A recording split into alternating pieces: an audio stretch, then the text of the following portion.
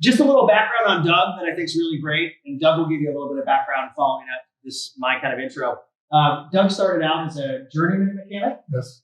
And so from the ground up, right? And he's going to tell us a great story about when he was at a junkyard and had the realization that he no longer wanted to pick parts out of the junkyard to fix his car, that maybe there was something bigger or better out there. Married to Darlene, who is in the room right here. Hi, Darlene. Who is equally as fun as Doug is. We've met at a couple different shows here recently and had a blast. 2 sons, and I think, do they both work in business? Yes. As well as Darlene, so family operation as well. So let's get started. The first thing, Ryan Condon, CEO of Satisfied, we help a lot of dealers and OEMs collect customer and employee experience data. So we send out surveys, get the data, and put it into our application, and allow you to report and figure out how to drive changes in your organization. I'd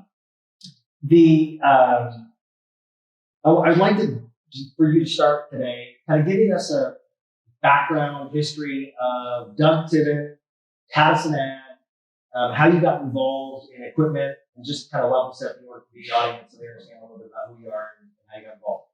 Sure, absolutely. As Ryan said, I started out in the tools, licensed mechanic, journeyman by trade. So I've worked through all different levels of a dealership and spent some time in the ground, on the floor of the business.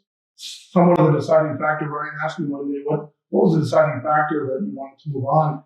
And it was actually in a wrecking yard pulling parts off an old vehicle, so I didn't have to pay for new parts on the new car. And that was kind of the deciding factor one day when I was seeing a jet flying over. I said, I'm not going to do this the rest of my life. I need to do something different. So ultimately, I was terrified to speak in public, and I didn't have a lot of business acumen, and I figured I better learn it and learn it fast. So very humble beginnings, ultimately to the point where I'm sitting here today. So I think that I find it fascinating that Doug said he had trouble talking to people, because you are obviously very social now, talk nonstop. So I think it's just a great piece of information for people out there who are looking to sort of evolve themselves and grow into a leadership role. I think it's awesome. Can you tell us a little bit about the history of how you started in the equipment industry, kind of your journey along, where you've been, what you've done? Yeah, as I mentioned, mechanic to start, worked in that for a while until actually I injured my back, and while I was off, I decided sales looked easy. I thought, boy, those sales guys, they got it easy. I'm gonna become a salesman. So we joked about kind of the first year in sales. We sold our furniture, our barbecue, our shotguns. We sold everything to live because I was such a poor salesman. And I realized at that point in time, if I was going to be a salesman, I had to learn how to talk to people. And I had to get over some fears or preconceived ideas. And I would say that even today, I wouldn't call myself an excellent salesperson. I'm not, maybe that's not my DNA. And it's really about finding your talent and matching that talent to a role. So moving through that, I figured, well, I was no good in sales, I could probably be a manager. So I got into management thinking, well, if I'm too dumb to work to chicken and steal, I have to manage. So I started in management, and ultimately that's where I realized my passion was in managing and leading and working with teams. And I really did, even though I'm very shy and introverted, and for me, this is not maybe natural as my DNA, but I ultimately realized I have to learn how to work with people, and if I'm going to get people to work with me, I got to figure out how do I do that. So working into management, up into sales management, general management, over fast forward through various different roles, some different companies, to the president of Pattison. So awesome. Give us a little background on Pattison. How was it founded? Who owns it? How many locations? Cultural transition? Just kind of a high level overview of the organization. Yeah, for those that maybe aren't aware, Jim Pattison is one of Canada's top billionaires. He's into about 27 different companies. Some of his businesses you might have heard of, Ripley's, believe it or not, Guinness Book of World Records. He owns Genpack and several packaging companies.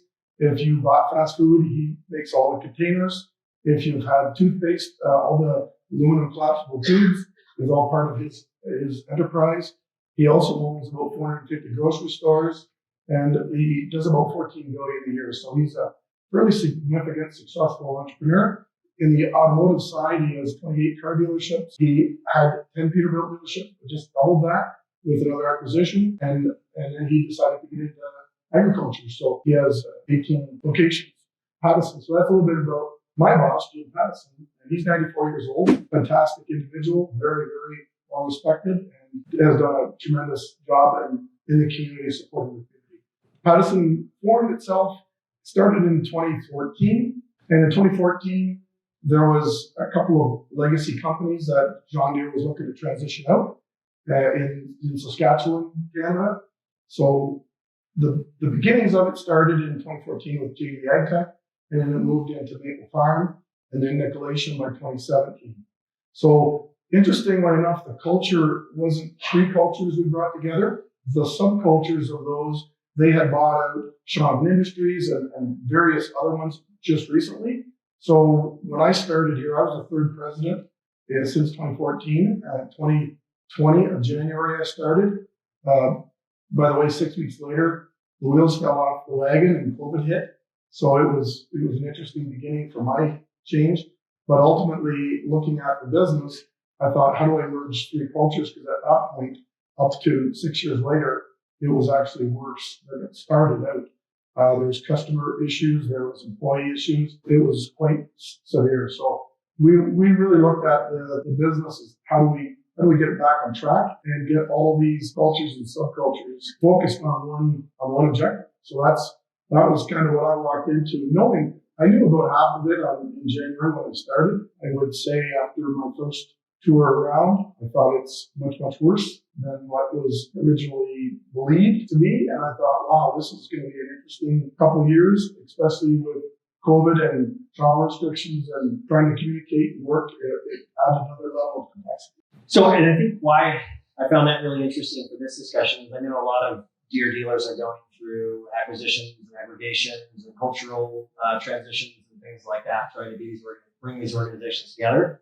So Doug's going to share with us some of the business processes on the employee side that he's using to figure out how to drive those changes in the organization. So, all right, any unique facts about the business? I know we talked a little bit about this, the Jim Pattison unique fact. Anything else that you think is kind of unique or different? Everybody thinks they're unique, and every customer thinks they're unique. Every branch we have thinks they're unique. They think their world is the only way it is. And I guess one thing I've learned as I've traveled around, I've been on different boards. I've been part of the Canada East. I was president of the Canada East Dealers Board, and then I sat as a director of the NATO board for several years. One thing I learned is everybody's unique. Everybody's got something special, something that they're challenged with, and we're no different. We're no stranger to challenges. We have a very diverse area. Our AOR is over 22 million acres, and it's split into two COGs. So when we manage the one COG, it's dry land, it's desert, and 4 or 5 hours east is floods. So we'll have two different reports coming in at our quarterly meetings. We have challenges from floods where we've lost 10% of the acres, we can't seed, and the other side hasn't been rained in 2 years. So, we can complain about anything. If you want to complain, I've got lots of great stuff to tell you how bad it is, but what we're trying to do is find solutions, not problems. So maybe that's unique. Maybe it's not. Move into kind of specifically talking about customers. You came into this organization charged with growing and scaling the business. You've got all these different cultures at play. Sounds like there were possibly some kind of customer support, customer service related issues. What were the actions that you took that I think that we can share in the group here that you took to try to start to turn things around, create maybe some uniformity in processes around customer service, customer experience? And then how did you help sort of drive those improvements over the years? Well, my boss, Jimmy, said, be really clear. He said, I'm not your boss, the customer's the boss. And that's our philosophy as well. Even though I walk into the meetings, I may be the president and I'm at the top of the food chain, but I make it really clear that our boss is the customer. Whoever brings our check in at the end of the day is who we want to make sure we respect. So is the customer happy? Are they satisfied? And we want to move from satisfied almost to ravingly satisfied, like extremely satisfied. So how do we go about that? Well, interestingly enough, as we dove into it early on in the process 3 years ago, the very first president in 2014 looked at, they were doing satisfied surveys. They actually decided it was too big an expense and they cut them. They decided, we don't need that. We can get feedback from our managers. from our frontline people. Maybe we're different, but people on our front line don't want to tell me bad news. They don't want to give me straight goods. They don't want to say, I had a customer today and they're really upset. When we ask a lot of them, they're like, unless they want to complain about somebody else, culturally, it was hard to get good, straight feedback. We had John Deere surveys, but that was only measuring a certain part of it. We wanted to measure our aftermarket, our IS, our finance, really diving into parts of service. So we looked at how do we do this? We thought maybe we could do it ourselves. We could do our own surveys. So we started exploring reinventing the wheel as we discovered very quickly. The work for us to do that, why would I want to do that? So after several months of analyzing different avenues to do it, we made the decision as a business that the investment wasn't that big a deal. And for me to do it would cost considerably more. And what was at stake was quite a bit because it was our customer base who had a lot of pent up frustration we found. So when we started going through the whole process, we tried to figure out how do we get customers to support us, to back us. So that was a little bit about the logic of coming into it. How did you get customers to share those pent up frustrations from all the transitions and changes over the years? So we initiated a process early on. So just to give you a little bit of idea how we structure it, I have ultimately 95 managers that report up through to me in the company. And in our business, what we wanted to do was we wanted to get the managers engaged in problem solving. So when I started, there was no branch managers. They had gotten new branch managers. There was parts and service managers that went up into regionals that ultimately reported to me. But if you had a conflict anywhere in the company between parts, service, and sales, I was the common point of contact. Now, a lot of them had broke the rules and bypassed and went and solved problems, but it was almost culturally wrong to do it that way. So when we looked at how we do this, one of the first things is we changed our whole infrastructure. So program one was putting branch managers in, and we developed a process of accountability, autonomy, and responsibility. And we put that in the branches. We tried to instill that responsibility back to the branch because a lot of the customer complaints started telling us, we want it back to the way it was, the old mom and pop, but we don't want this big billionaire in Vancouver coming and telling us how we have to do business. We liked it back when we could work with our own people. So we thought, how do we do that? Well, we got to put managers back there. And we got to give them empowerment to be able to make decisions and solve problems.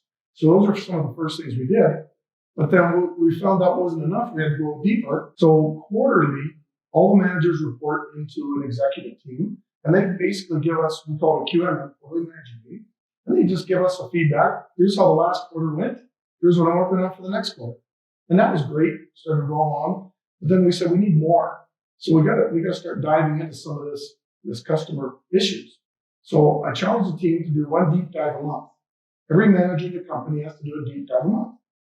So I learned very quickly there's a lot of people that don't like to do deep dives with customers. They want to stay hidden behind their wall, behind their office. And we challenge them, get out. And a deep dive isn't going to visit a customer saying, how was your weekend? How's the kids? How's the game? Weather's sure nice out there today. What are you doing for vacation? No, a deep dive is walking in and being prepared to take it right there on the chin. Being prepared. I'm going to ask you how I'm doing, and I want you to be honest with me. And boy, sometimes they are way too honest. And it's like, I don't want to know that much. But they're going to tell you, and it's getting them to start talking and communicating. So we started getting them to vent, and not just tell us what we're doing bad, tell us what we're doing good. So we don't want to mess it up. So tell me what I'm doing good so don't stop doing that, but also tell me how I can improve. And then we started changing. We found out some of the stuff was corporate policies that were old. It didn't even matter anymore. So the managers were then asked to report back on 3 deep dives every quarter, come back and tell us, what did you learn? What was your takeaway? And ultimately we used satisfied surveys to drive a lot of it, but they weren't limited or restricted to, they could call anybody, call a customer that quit doing business with us, call one that loves us, call one that is not doing enough business or a rainbow find. So we started challenging them to go deeper. Well, there's a handful that really took it and drove it and did great. And then there was a group that didn't want to do it. It's not comfortable. I don't like it. I don't want to do this. And then there was some that actually checked out and quit. They said, if I actually have to call customers and solve problems, I resigned. And I started looking at my team thinking, oh boy, in the labor shortage, we can't find people. I don't know where maybe you got an abundance, but we're in rural Canada where our closest town in some places is 1 to 2 hours away. And it's a 15,000 population town. Our big city is Regina, Saskatchewan, and that's 2 hours from most of our branches. It's 200,000. So for us to attract talent is not easy. How do we get managers to come in and run these branches? So we started questioning, what we're doing, but we knew the end game was I need managers going to manage the league. So that was kind of our platform.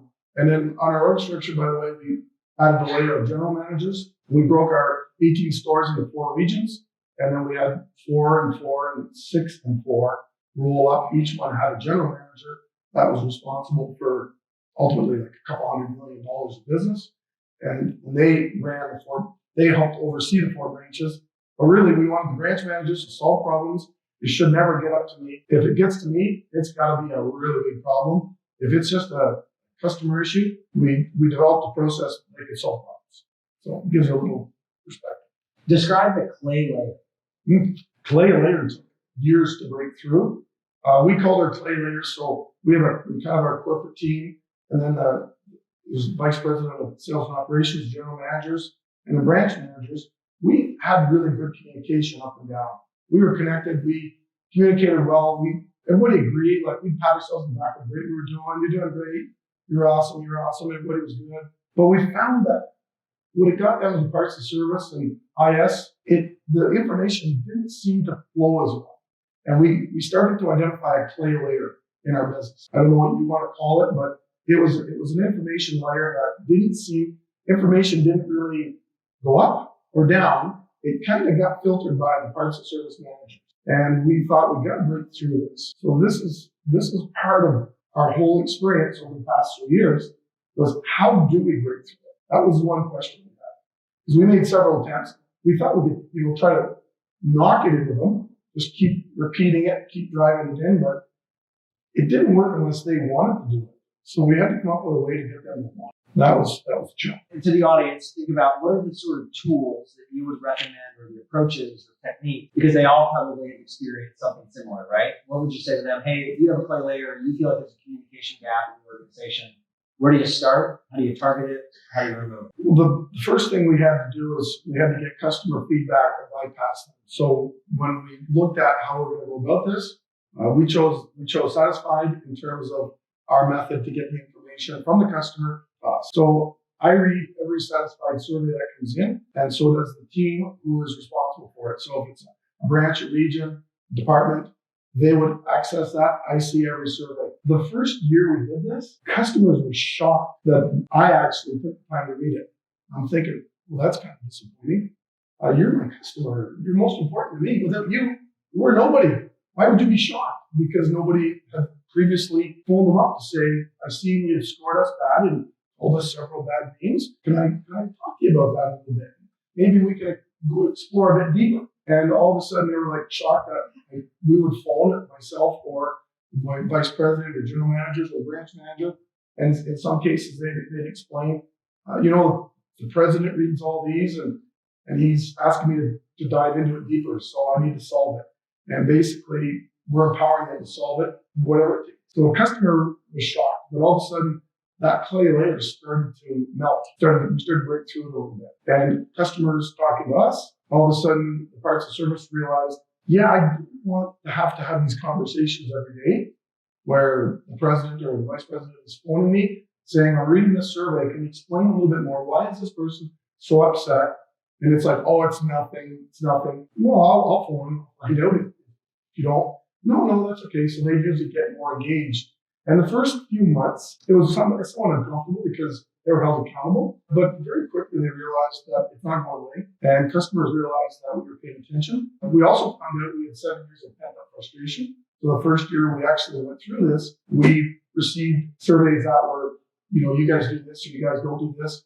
And it's stuff that we hadn't done for years. And we had to communicate. So it was a real re-education of our key accounts. But we uncovered what the problem was. And then we started sharing the surveys with our parts and service frontline people, and they started getting excited about the wins. And in the beginning, I hesitate to tell you how bad it was. But you know, if I see 2 good surveys out of 10, I was excited to get 2 good ones in the beginning. And now if I see 2 bad ones, I'm like, oh man, we still got 2 bad ones out of 10. So we've made, over several years, we've made quite a shift, but ultimately the team started getting engaged. We started celebrating the wins. We started complimenting if a customer called out a certain individual for doing a great job, because they say, hey, you're going to get a survey and I'm going to get scored.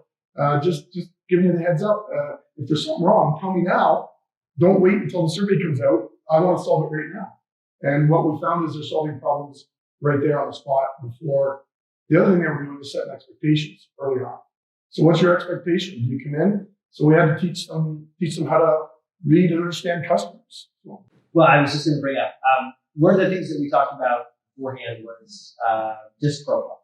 You're obviously very familiar with how the process works. We need to teach our people that, you know, half the people they talk to, you're going to like them, they're going to like you, you're going to get along great, and life's good. Another 25%, you may not get along as well. It's more of an effort, and you have to really work at communicating, and it's clunky and it's hard. And then the last 25%, you think there's something wrong with them, and they think there's something wrong with you. You think, what's wrong with that person? They're just not right. And we started teaching our staff that it's okay. There are different personalities out there, and you can't treat people the way you want to be treated. You have to treat them the way they want to be treated. So you have to go to them and understand and adapt to their style. Half of them is going to be easy because it's going to be natural. But 25 to 50% you're going to put effort into. So we started teaching our managers and our frontline people about DISC and the DISC behaviors so that they can start adapting and connecting with customers to set the expectations. Cool.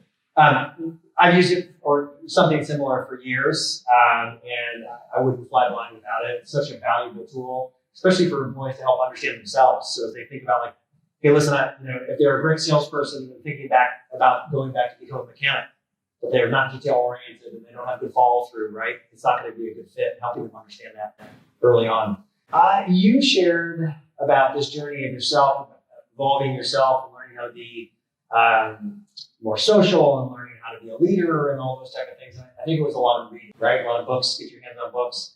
You describe your organization, you have a process for leaders and people in your organization to read. Yes. So one of the stages that I looked at was I never read a book. By the time I finished school, I never read a book from cover to cover. So one of the things for me is I learned how to read. And one of the things I discovered was there's a lot of information out there. I couldn't read it all. I started listening to tapes or CDs. I found mentors, but I realized I need now to get my team to start understanding this. And there's a process we, I guess, copied from another John Deere dealer who I thought did an outstanding job. And we ultimately took and modified it to match our business.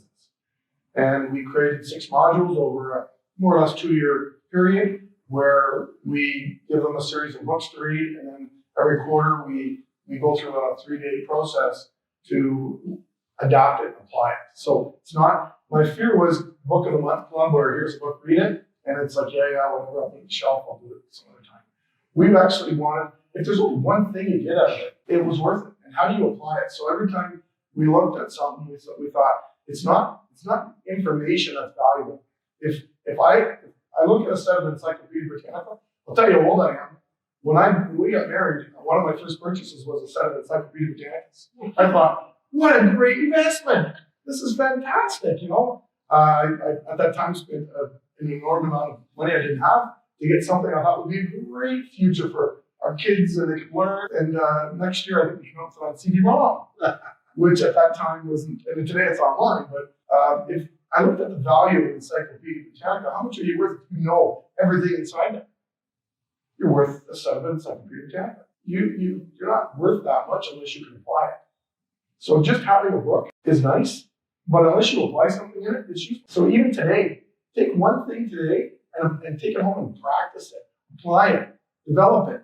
And one of the early mentors I had was Tony Robbins, and he talked about constant never-ending improvement. How do I get better 1% every day? We thought, how do we do this? Because I can't get 100% better in one day, but I can sure do 1% a day. And that way, if I really mess up today, I can do 2 tomorrow. I could probably do that. But we really tried as a company now, how do I take this knowledge and how do we get through the clay layers and get it into the teams So now part of our module training is they read a series of books, and then they come prepared to discuss how they apply it to their business. And they actually are 80% of the meeting. It's not me lecturing them for 2 hours or 2 days, or hiring a speaker or consultant to come in and tell them about theoretical things that potentially could happen. We wanted them to say, how do I apply this in my real world? And if it doesn't work, what do I do? How do I go back? And it's okay to make mistakes. We allowed our staff, it's okay to make mistakes because you've learned. So we really tried to build that discipline where I can feel comfortable. There's a great saying I saw the other day. It's like, one of the great features of a great leader is the ability to make a mistake or their team make a mistake and then move on from it. If it cripples you, then you're the one that's limiting. Don't let it cripple you. So we didn't want our teams to be crippled by the fear of making a decision because it could be wrong. Now I want to go in and I want to make a decision. And if it's wrong, I've learned something and I move on.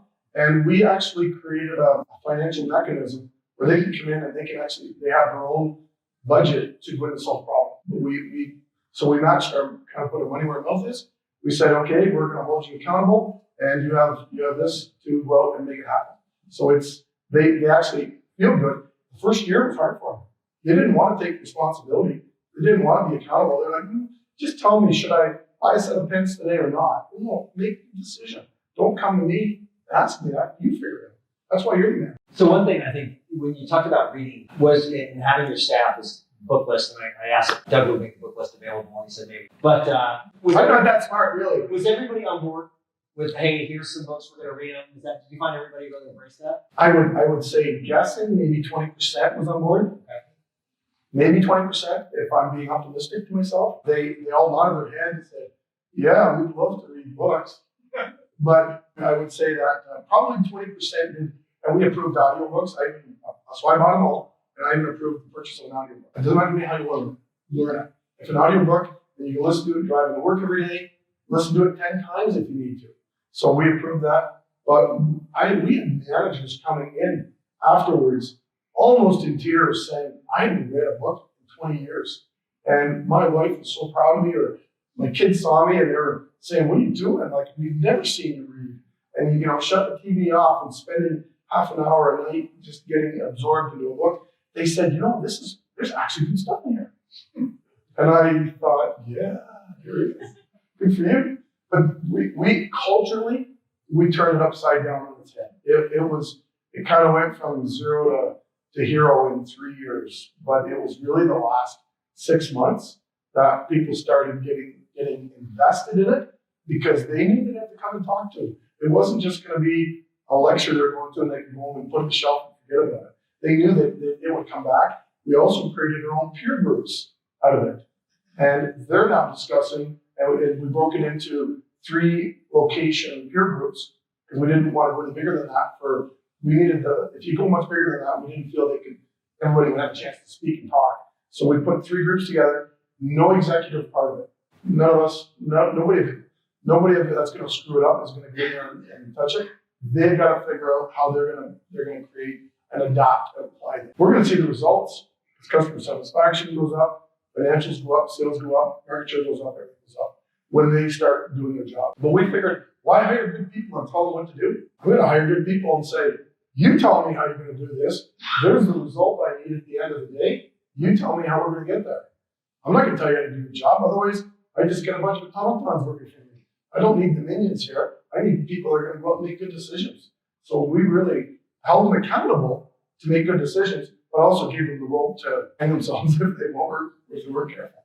And we're after 3 years, we're finally starting to break through. We're starting to see the results of it. But it was not an easy task. But we were pretty bad. We're probably not nearly as bad as you guys are. He's kidding.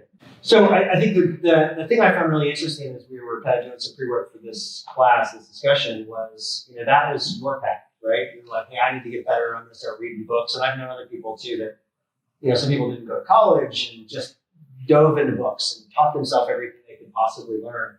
And I think it's really an interesting parallel that you're doing the same within your organization and help bringing all those people up through education and learning and peer groups. And And I think accountability, right? Because if you don't have the accountability part to make sure that they're following through, reading and learning, it's not going to happen. Let's shift a little bit to one of the topics I think some people like or don't like, younger generation coming into both the workforce and customer. So let's start with the workforce. People have talked about challenges working with the younger generation. They don't want to work. They want to have a lot of flexibility. It's difficult to keep them on the job. Sometimes they don't show up.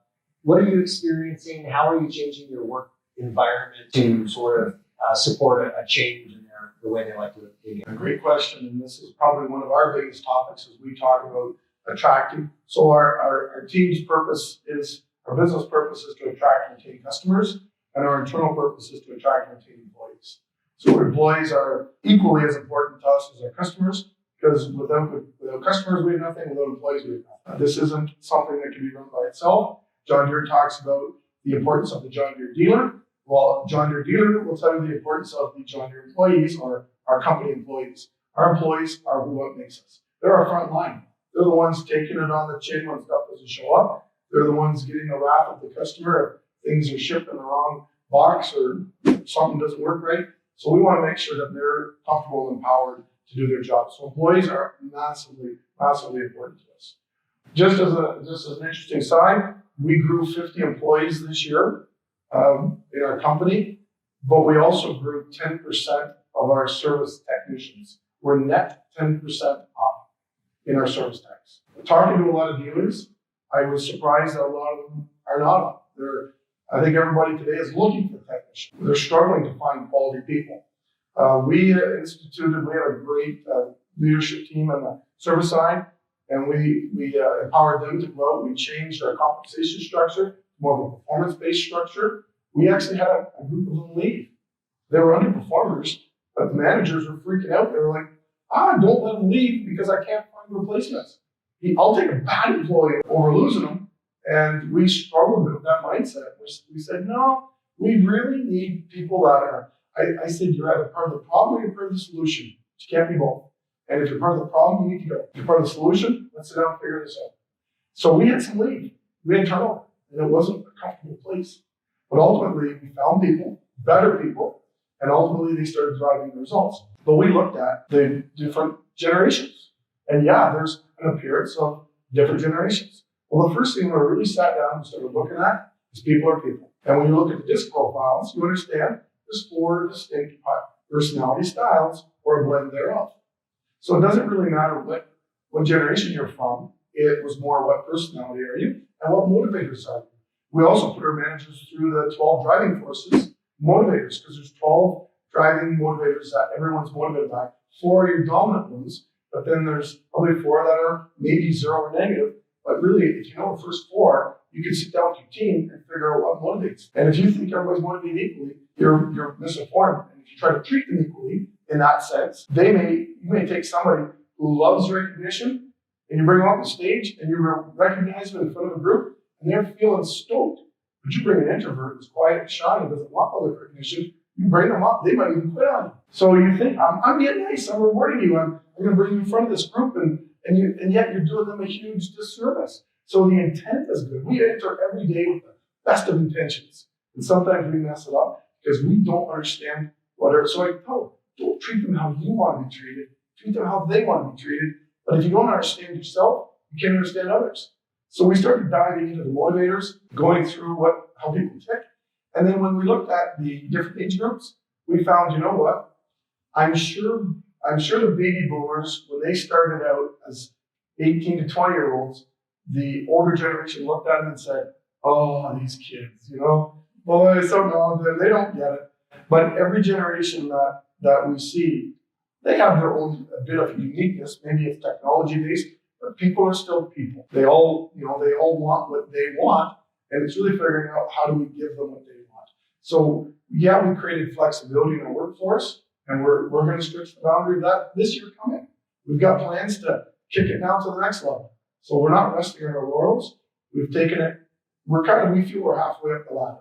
We're halfway up the mountain, and we are getting better and better every day. Our team is getting better. but we're understanding and respecting them for who they are. Those are some of the factors. I pay less attention to what generation you are, and I look more at how do I work with you? Because everybody in this room today has a talent, key talent. The problem we have in our business is we don't always align the talent to the role. And if we put the wrong talent in the wrong role, it's like placing an introvert in your collections department who doesn't want to phone customers or is scared of the phone. And you say, here's your job. If they do it, they're going to do a horrible job. And if they last for any length of time, they're probably looking for another job. So if you put them in the wrong role, or you put an extrovert in an office and ask them to analyze financial data or spreadsheet, within weeks, they're going to pull their hair out because they got to interact with people. So it's understanding personality and the motivators, not so much the age group. And we respect performance, not seniority. So it doesn't matter how old you are, how long you're in. We look at the performance of every individual and we respect that. So you can be 20 years old and knocking it out of the park. We respect that. Just because somebody's been here for 40 years, there's no sense of entitlement. This isn't a retirement plan. You can retire here, but you have to perform. And my boss is 94, and he's sometimes hard to keep up with. I can tell you about the road show I went on. Can I share that story? Absolutely. I don't want to get off topic too much. So my boss, 94, I said, hey, the branches would love to see you. You're very busy. I know you travel the world. He's got 590 locations in 94 countries around the world, and he's got 50,000 employees. So he's a pretty busy guy. But I said, my team would really love to meet you. Can you pop into Saskatchewan? So he lands in Saskatchewan, pick him up in Swift Current. Over the course of the next 7 days, we started that morning. We made 18 branch locations. We stopped by 2 of his radio stations. Oh yeah, he's got 48 radio stations as well, and TVs. So we stopped by 2 of his radio stations and 3 of his grocery stores, and 18, and his hometown of Loosely. So we made like 23 or something like that stops. We talked to over 650 people and put on 3,500 kilometers. By the 7th day when I was dropping them off, I was dragging my butt. I was tired because we'd run 12, 14 hours. We'd start at 6:30 in the morning. We'd shut it down maybe 9 o'clock at night. We did this every day. And he just flew in from Sweden, where he just bought another lumber mill. Oh, he owns Canfor as well, world's largest lumber supplier. He owns Canfor as well. So he flew in, he bought another lumber mill over in Sweden. And then he was heading down to Texas, where they were looking at maybe opening another aquarium for another business. So as this guy, and I'm thinking, this guy, he and every person he met, he gave them his entire attention. He never took his foot off the gas. He respected everyone, talked to everyone he could. And it would have meant it for me, but it teaches, he sets the pace. So it's not about your age, it's about your performance, it's about what you're doing. And that culture is starting to get in that. Awesome. Okay, let's flip over to the customer, new generation customer. I know that you're seeing the employee side is no different. It's based on your profile. How is the new generation of customer expecting differences from you? The biggest thing we've noticed, and I'm sure everybody else is technology. We're seeing, the new is technology driven. Although we do have some of our, I use the term carefully, older generation who is adopting technology, but they're the early adopters. And we really had to learn how do we build a team of support people. So we blew up our whole IS team. We rehired, I think we kept 10% of our original team. And in 2 years ago, we started rebuilding it. And we had to build a new IS team that was going to connect with our customers better. And where was that? What was the focus and what sort of things the IS team was going to focus on? Really on how to educate our customers. We looked at them as educators. So we created in our 4 regions, RISMs, Regional Intelligence Solutions Managers, and they also become part of our training. So they all become CDI, so they can train for us, and then all of their staff is under 18 supporting them. And they're really going out working with the sales team early on in the deal to make sure that up front, before we start quoting, we actually know what technology the customer wants. And it's hard to ask the customer because most of them don't understand what it is they're being asked. So we really had to go in and do not a soft sell, but really an education system to say, here's what's available. And we converted a fairly large case customer over. It was one we'd been working on for a while. The customer was very loyal. I had case tattoos on. Like this was, you talk about what? Bought 1,000 serial numbers of case product. For 20 years, flipped this complete farm every year. It was running 50,000 acres. We converted them last year. We sent one of our IS team in. She sat there. It was supposed to be a 45-minute meeting. She sat there for 4 hours talking to him. At the end of it, he turned to the salesman. He said, I don't know what that was, but I want it. Whatever she said, that's what I want. And she ended up selling him, converting the package. Now, a lot of work outside of that, but he had no idea what he's even looking at. And we really found we had to go back and re-educate. But that was how we're adapting. He loved the technology because he's seen it as a way to manage his farm.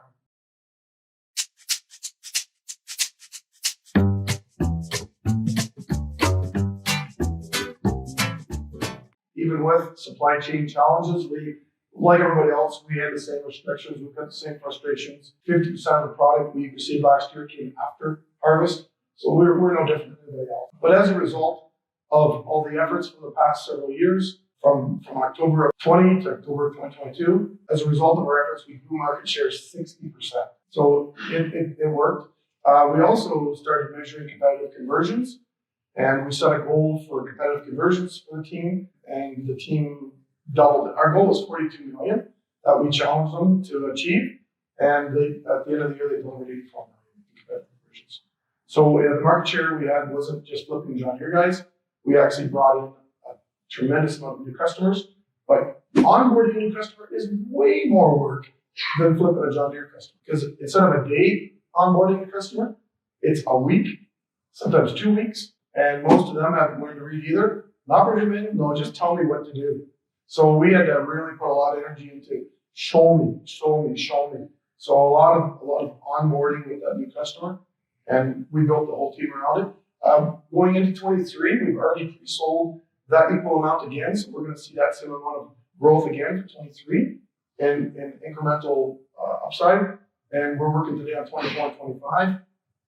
Our goal is to not slow down. We're going to keep going until we tap out, but understand we come from a tough space. So easy when you start at the bottom. Last question. What do you see as the biggest opportunities in 2023, and what do you see as the biggest threat? Well, opportunities for us, our 23 is done. We've pre-sold all of our new. We've pre-sold a huge chunk of our used with supply shortages. So on the equipment side, that's probably our limiting factor. What we do see is developing a team as a huge opportunity. We have the same challenges as everybody else. We could talk about the war in Ukraine. Saskatchewan provides a third of the world's potash, and when Ukraine and Russia went into their little issue that they're having right now, all of a sudden the potash mines said we have to double production, and we'll walk into every dealership in rural Saskatchewan and offer $20 an hour more to every employee. And all of a sudden we started with pressures that we didn't see that coming a year ago. So the challenges and threats, they're going to come at us.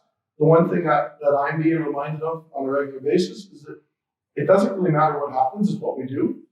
Mentor mindset, it's not the wind that determines my direction, it's the sails that I set. So we've learned to reset our sails. We've learned to adjust. We've had to adapt to things. And our team today is much better prepared for the next wave of problems that they can handle. And we have a much stronger team, but we learned we've got to develop the bench strength in our team is our number one focus for 2023 and 24, because the team is going to help us deliver the results. So the team is the opportunity, the business is there, and a lot of upside for us.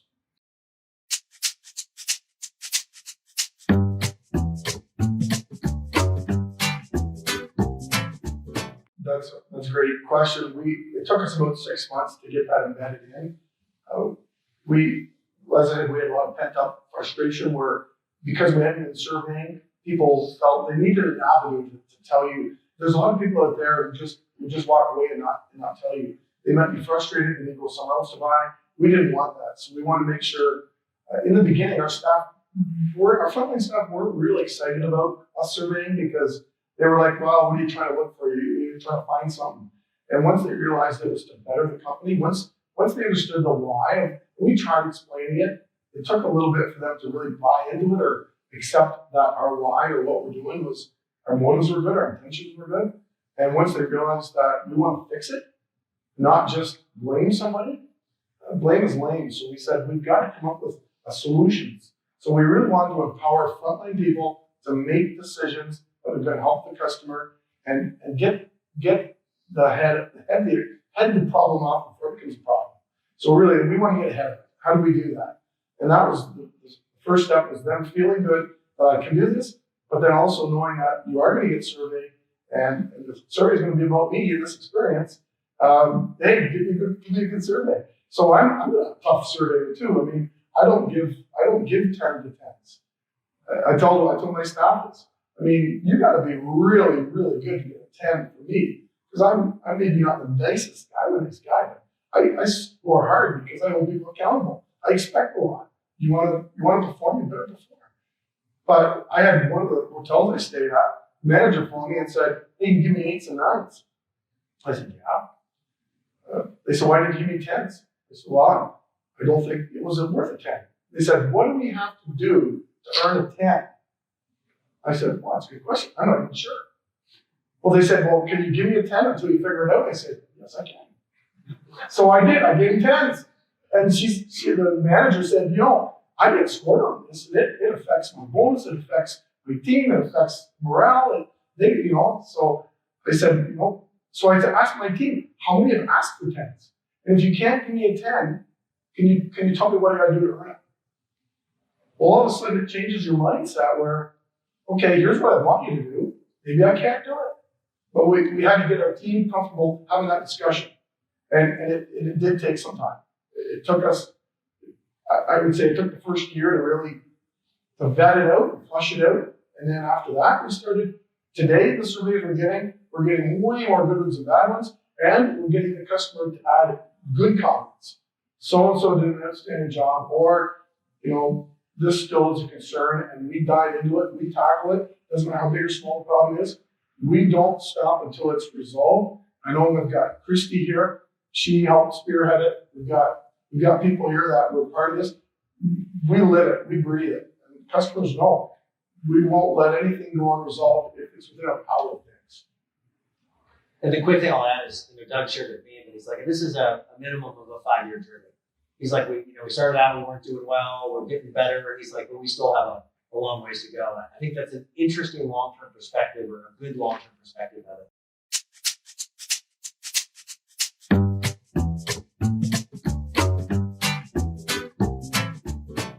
We're going through it as well, and we call it the evolution of how we're going, because it's not a one thing fixes it. We're trying to move down. We're wanting to move down a path of 7-12, so 4 and 3, and running 7 days a week, 12 hours a day is what we want to move to. Because when I talk about work-life balance, there's 168 hours in a week. You work 40. What are you doing with the other 128? So work-life balance seems kind of skewed personal right now. But I understand what they're really asking is, I need flexibility, or I need the ability to do different things. So that's why we're actually looking at a different model, and we hope this year to start testing it in a few branches.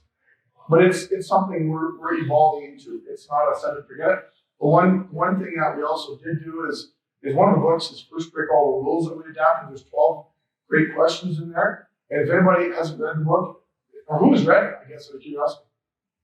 First Break All the Rules, fantastic book. Gallup wrote it over 20 years, surveyed 86,000 companies, surveyed 1 million employees, asked them 100 questions, had 100 million points of data for any C's in the room. This book is absolutely irrefutable when you start reading it.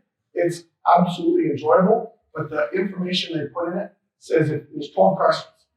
And if you want to be an average manager, keep doing what you're doing. You want to be a top manager, one of the few, those 12 questions can help you get there. And that's where we started building from. We're into that stage right now, and that's where we're building a culture. Awesome. Well, we better cut this off. I think there may be a class. Thank you, everyone, for coming in. Thanks, Doug, for... Hey, thank you for sticking with us. Appreciate it.